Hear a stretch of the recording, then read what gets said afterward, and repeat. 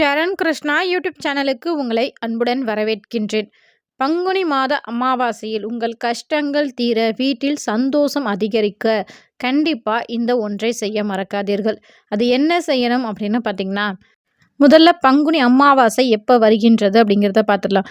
18/3/2026 புதன்கிழமை காலைல 8:30 மணி முதல் மறுநாள் 19/3/2026 வியாழக்கிழமை காலைல 7:30 மணி வரைக்கும் நமக்கு அமாவாசை திதி அப்படிங்கிறது இருக்கின்றது.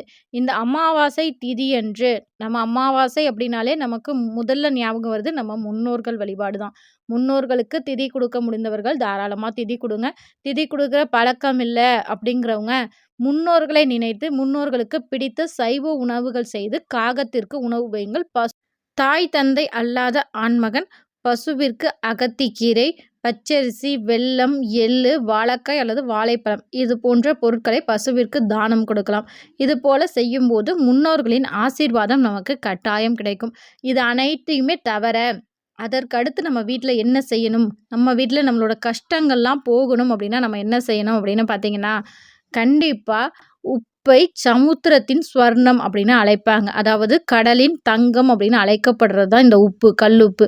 இந்த கல்லுப்பை நம்ம அமாவாசை திதியில் வாங்க வேண்டும். வாங்கி என்ன செய்யணும் அப்படின்னு பார்த்தீங்கன்னா, பொதுவாக உப்பு ஜாடியில் நீங்கள் உப்பு கொட்டி வைக்கிறீங்க பார்த்தீங்களா, அந்த உப்பு ஜாடி நிரக்க உப்பு கொட்டி வைப்பது நம்மளுடைய செல்வ வளத்தை அதிகரிக்கும். அதுவும் அமாவாசை திதியில் நம்ம இதை செய்யும்போது கண்டிப்பாக நம்ம வீட்டுக்கு பல நல்ல பலன்கள் கிடைக்கும். அது அல்லாது உங்கள் வீட்டில் கண்ணாடி பொருளோ அதாவது கண்ணாடி கிண்ணங்களோ அல்லது வீட்டில் காலி மண் அகல் விளக்கு வச்சுருப்போம் பார்த்திங்களா, நம்ம ஏற்கனவே பயன்படுத்தின மண் அகல் விளக்காக இருந்தாலும் பரவாயில்ல, அந்த விளக்கை எடுத்துக்கோங்க. அந்த விளக்கை எடுத்து இதை மாலை நேரத்தில் செய்ய வேண்டும். என்ன பண்ணணும் அப்படின்னு பார்த்திங்கன்னா, முதல்ல அமாவாசை திதி ஆரம்பிக்கிறதுக்கு முன்னாடியே வீட்டை கல்லுப்பு மஞ்சள் கொண்டு வீடை முழுவதுமாக சுத்தம் பண்ணிடுங்க. சுத்தம் பண்ணிவிட்டு முன்னோர் வழிபாடுகள்லாம் முடித்த பிறகு மாலை நேரத்தில் குலதெய்வ வழிபாடு செய்யணும். மாலை நேரத்தில் வாசல் தெளித்து கோலம் போட்டு வீட்டில் விளக்கேற்றி அன்று ஒரு தீபமாவது நெய் தீபம் ஏற்றுவது ரொம்பவே சிறப்பு. உங்கள் குலதெய்வத்தை மனதார வேண்டிக் கொண்டு வாங்கிட்டு வந்த உப்பை உங்கள் பூஜை அறையில் வச்சுட்டு காலையில், அதாவது 8:30 மணிக்கு மேலே அமாவாசை திதி ஆரம்பிக்குது பார்த்தீங்களா, அதனால் காலைல 8:30 மணிக்கு மேலே நீங்கள் உப்பு வாங்கிக்கோங்க. ஒன்று உங்கள் சமையல் அறையில் உங்கள் சமையல் நீங்கள் எப்போதும் கொட்டி வைக்கிற உப்பில் நல்லா நிறக்க உப்பு கொட்டுறதுக்கு ஒரு பாக்கெட் வாங்கிக்கோங்க. இன்னொரு பாக்கெட் வாங்கி உங்கள் பூஜை அறையில் வச்சுக்கோங்க. வச்சுட்டு மாலை நேரத்தில் குலதெய்வத்திற்கு விளக்கெல்லாம் ஏற்றிய பிறகு காளி மண் அகல் விளக்கு எடுத்துக்கிட்டாலும் சரி, அல்லது கண்ணாடி கிண்ணம் மாதிரி ஒரு 3 பொருட்கள் எடுத்துக்கோங்க. எடுத்துக்கிட்டு அது நிறக்க உப்பு கல்லுப்பை கொட்டி அதன் மேலே 3 அல்லது 5 மிளகு வையுங்க. அதுக்கு நடுவில் ஒரே ஒரு துண்டு பச்சை கற்பூரம். இதை வச்சு வீட்டின் தென்மேற்கு திசையில் வைக்கலாம். அல்லது உங்கள் வீட்டின் குபேர மூலையான வடகிழக்கு பகுதியில் ஒரு மூலையில் இதை வச்சுருங்க.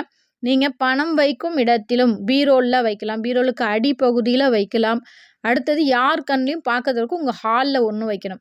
உங்கள் பீரோ கிட்ட ஒன்று, உங்கள் வீட்டின் தென்மேற்கு பகுதி அல்லது வடகிழக்கு பகுதி, மற்றொன்று உங்கள் வீட்டின் அனைவரும் வந்து போகக்கூடிய ஹாலில் யார் கண்ணுக்கும் தெரியாத மாதிரி ஒரு மூலையில் இதை வைக்க வேண்டும். இது போல் செய்யும்போது உங்கள் வீட்டில் உள்ள அனைத்து நெகட்டிவ் எனர்ஜியும் இதில் ஈர்த்து கொள்ளும். இதை ஈர்த்து கொண்டு அடுத்த அமாவாசை அன்று இதை அப்படியே நீங்கள் ஜிங்கில் கொட்டிட்டு மற்றொரு உப்பு வாங்கி நீங்கள் இதே போல் செய்யலாம். இதை யாரெல்லாம் செய்யக்கூடாது அப்படின்னு பார்த்தீங்கன்னா, மாதவிடாய் காலங்களில் பெண்கள் செய்யக்கூடாது. ஏன் அப்படின்னு பார்த்தீங்கன்னா, இப்போ நீங்கள் இதை வாங்கி வைக்கிறீங்க அப்படின்னா நீங்கள் தாராளமாக வைக்கலாம். ஆனால் அடுத்த மாதம் மாதவிடாய் காலங்களில் அந்த உப்பை நீங்கள் எடுக்கக்கூடாது. அது ஏன் அப்படின்னு பார்த்தீங்கன்னா, வீட்டில் உள்ள அனைத்து நெகட்டிவ் எனர்ஜியும் அந்த உப்பு ஈர்த்து கொள்ளும். அதை போய் நீங்கள் மாதவிடாய் காலத்தில் ஒரு பெண் தொடும்போது மாதவிடாய் காலத்தில் எந்த ஒரு நெகட்டிவ் எனர்ஜியும் அந்த பெண்ணை எளிதில் தாக்கும். அதனால் அந்த உப்பை அவங்க தொடும்போது அவர்களுக்கு ஏதாவது ஒரு உடல் உபாதைகள் ஏற்படும். ஒரு சிலர் கேட்கலாம், நாங்கள் இப்போயுமே மாதவிடாய் காலங்கள் தாங்க, நாங்கள் என்ன பண்ணுறது அப்படின்னு கேட்டிங்கன்னா, உங்கள் மாதவிடாய் காலம் முடிந்த பிறகு இது அமாவாசைக்கு அப்புறம் பார்த்திங்கன்னா அது வளர்பிறை அப்படின்னு தான் சொல்லுவாங்க. இந்த உப்பை நம்ம வைக்கும்போது நம்ம கஷ்டங்கள் தீர்ந்து நமக்கு அடுத்தடுத்து நல்ல விஷயங்கள் மட்டுமே நடக்கும். அதனால் இந்த வளர்பிறை நாட்களில் எப்போ வேணாலும் வைக்கலாம். அதாவது பௌர்ணமிக்கு முன்னாடி வரைக்கும் நம்ம எப்போ வேணால் வைக்கலாம். நீங்கள் தாராளமாக உங்கள் மாதவிடாய் காலம் முடிந்த பிறகு வைங்க. இப்போ நீங்கள் உப்பு வச்சுட்டீங்க, அடுத்த மாதமும் உங்களுக்கு மாதவிடாய் காலம் வந்துச்சுன்னா அதை உடனே அப்புறப்படுத்த அப்புறப்படுத்த வேணாம். உங்க மாதவிடாய் காலம் முடிந்த பிறகு அப்புறப்படுத்துங்கள். இந்த பங்குனி அமாவாசை என்று மாலை நேரத்தில் முடிந்தவர்கள் மூல ஆஞ்சநேயர் கோயில் அப்படின்னு சொல்லுவாங்க. ஒவ்வொரு ஊர்லயுமே ஒரு மூலை பகுதியில ஒரு ஆஞ்சநேயர் கோயில் அமைஞ்சிருக்கும். அந்த கோவிலுக்கு சென்று ஆஞ்சநேயரை வழிபாடு செய்வது மேலும் நல்ல பலன்களை ஏற்படுத்தும். இந்த அமாவாசை கட்டாயம் செய்யக்கூடாத விஷயம் என்ன அப்படின்னு பார்த்தீங்கன்னா, கடன் வாங்கக்கூடாது. உப்பை நீங்க கடனா யாருக்கும் கொடுக்கக்கூடாது. இந்த ஒரு விஷயத்த மட்டும் நீங்க கவனிச்சுக்கோங்க. அதேபோல அமாவாசையன்று இரவு உங்க வீட்ல உள்ளவங்க எல்லாருக்கும் உப்பு தலை முதல் கால் வரைக்கும் உப்பு சுத்தி போடுங்க வெளியில. அதுவும் உங்க வீட்டுக்கு நல்ல பலன்களை பெற்றுத்தரும். அது மட்டும் இல்ல, உங்க வீட்ல உள்ளவர்கள் அனைவருக்கும் தேக ஆரோக்கியம் கூடும்.